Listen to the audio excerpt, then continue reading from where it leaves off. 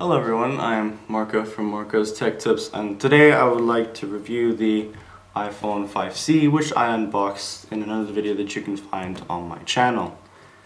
I bought this device a couple of weeks ago at an Apple store in Florida. This device is actually a device that I feel was money well spent on, because this device actually has some features that I guess are overall pretty good and that you can consider spending money on an iPhone 5C rather than spending on an iPhone 5S. Let me tell you why. First of all, the iPhone is made out of plastic. Now, for some people it may sound less resistant. For me it actually sounds more resistant, because the thinner the phones are, I can't get the case off, the thinner the phones are, the more fragile they look, for me at least. And I think that if you buy a device that's maybe just a slightly thicker and that has a case that, okay, might not look as pretty as this metal body thing that it has, it's actually quite solid. And we've used it for a while, and in this case, it hasn't really scratched that easily, so that's not bad.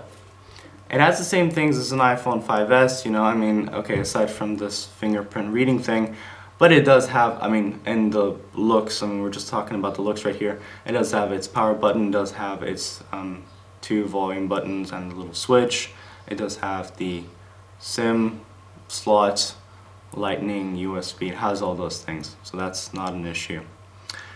On the other hand, when you actually think about it, despite Apple's effort to make the iPhone 5C supposedly cheap, it's still a relatively expensive device, I bought this thing for, I think, $650 or something like that, so it was relatively expensive. Now the problem with this is that, yes, it's known to be cheap, but when you actually come to think about it, it does the same things as an iPhone 5S.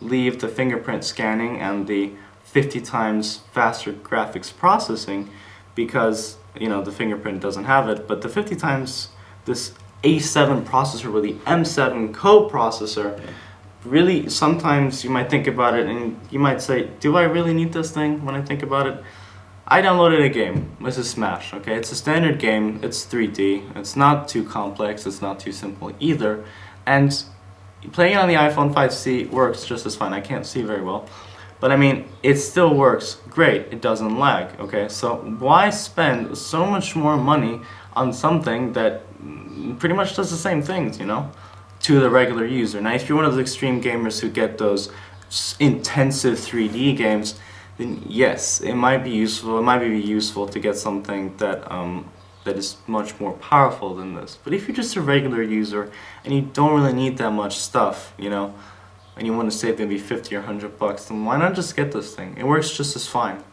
Plus, another thing that I noticed that you guys might have noticed on your devices as well is that no matter how fast these devices are, okay, you may be talking of the first gigahertz phone that we used to have back then. A couple of years ago there were phones that were released at an original factory clock speed of 1 gigahertz, or nowadays it's quad-core 1.7 gigahertz, or all these very high speeds. But no matter how high they are, how high they go, after a couple of months these devices lag. It's not a secret. My friend has an iPhone 5S, and this is supposedly, the iPhone 5S is supposed to have one of the most powerful processing speeds in terms of phones.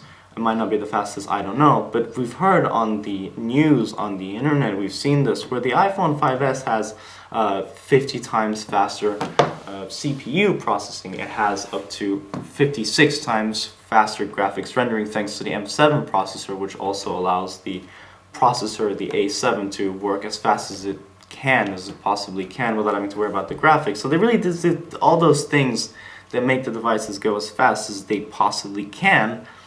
But in reality, after a couple of months, these devices slow down. So when you think about it, is it really worth spending that much money on something that performs almost to the average user like one of those that's funny, on one of those cheap devices, when in the end they're going to slow down to the same speed?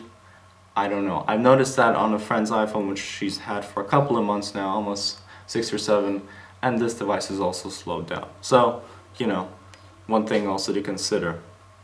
you're saving $50 if you're buying the 5C, or you're spending $50 more if you're buying the base model 5S.